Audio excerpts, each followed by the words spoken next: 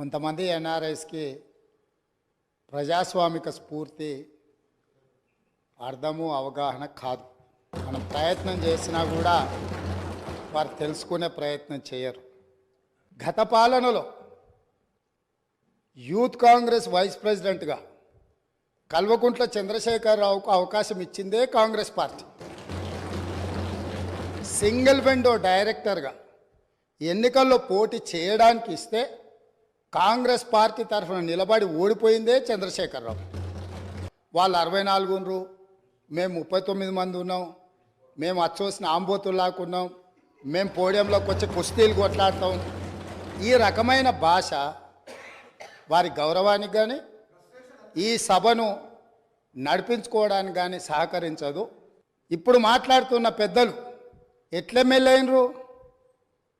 వాళ్ళ తండ్రి గారి గురువైన చంద్రబాబు నాయుడు గారి పార్టీతో పొత్తు పెట్టుకుంటే ఆ పార్టీ మద్దతుతో ఆ కండువ కప్పుకొని సిరిసిల్లలో కష్టపడి పనిచేసి నిర్మించుకున్న చీమలు పెట్టిన పుట్టలో పాములు దూరినట్టు కేకే మహేందర్ రెడ్డి అక్కడ పార్టీని నిర్మించుకొని తెలంగాణ ఉద్యమంలో పాల్గొని తెలంగాణ ఉద్యమంలో ముందు భాగం నుండి నిలబడి కొట్లాడితే ఎన్ఆర్ఐ అంటే నాన్ రిలయబుల్ ఇండియన్ కింద మేనేజ్మెంట్ కోటాలో ఇక్కడికి వచ్చి టికెట్ తీసుకొని అక్కడ ఆ కేకే మహేందర్ రెడ్డి గారిని అన్యాయం చేసి ఈరోజు ఇక్కడికి వచ్చిండ్రు.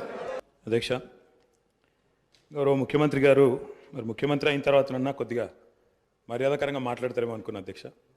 కానీ కొన్ని ఊహించలేము అధ్యక్ష, కొన్ని ఊహించలేము. ఎందుకంటే కొంతమందికి అది సాధ్యం కాదు. ఎందుకంటే వారికి అర్థమైంది అధ్యక్ష. ఎందుకంటే తెలంగాణ తెచ్చిన నాయకుడిని పట్టుకొని కల్వకుంట్ల చంద్రశేఖరరావు అని ఏకవచనంతో మాట్లాడతారు. తెలంగాణను వ్యతిరేకించిన వాళ్ళనేమో గారు గారు అని మాట్లాడినప్పుడే అర్థమైంది అధ్యక్ష వారి సంస్కారం ఏందో, వారి పరిజ్ఞానం ఏందో అర్థమైంది అధ్యక్ష. అచ్చోసిన ఆంబోతు, ఇది ఒక ముఖ్యమంత్రి మాట్లాడిన మాట. అచ్చోసిన ఆంబోతు అధ్యక్ష. ఎవరు అధ్యక్ష అచ్చోసిన ఆంబోతు? చీమలు పెట్టిన పుట్టలో దూరిన పాము అధ్యక్ష. కాంగ్రెస్ అనే పార్టీలో పాపం మా బట్టన్న, మా శ్రీధర్ అన్న, మా దామోదర్ అన్న, మా ప్రభాకర్ అన్న, అదేవిధంగా మా ఉత్తమన్న, మా కోమటిరెడ్డి వెంకటరెడ్డి అన్న, మా దామోదర్ అన్న, వీళ్ళందరూ కలిసి పెట్టిన పార్టీలో ఇవాళ దూరి ముఖ్యమంత్రి పదవి తీసుకుని ఆయన చీమలు పెట్టిన గుట్టలో పాముల గురించి మాట్లాడితే చాలా చండాలంగా ఉంటుంది సార్. దయచేసి ఇంకొక మాట అధ్యక్ష. అధ్యక్ష, ఎన్ఆర్ఐలు నాన్ రిలయబుల్ అన్నారు అధ్యక్ష. ఎన్ఆర్ఐలు నాన్ రిలయబుల్ ఇండియన్స్ అన్నారు. నాన్ రిలయబుల్ ఇండియన్ అంటే అధ్యక్ష నేను అడుగుతున్నా, ఎవరు అధ్యక్ష ఎన్ఆర్ఐలకు టికెట్లు అమ్ముకున్నది? ఎవరు అధ్యక్ష ఎన్ఆర్ఐలకు టికెట్లు అమ్ముకున్నది?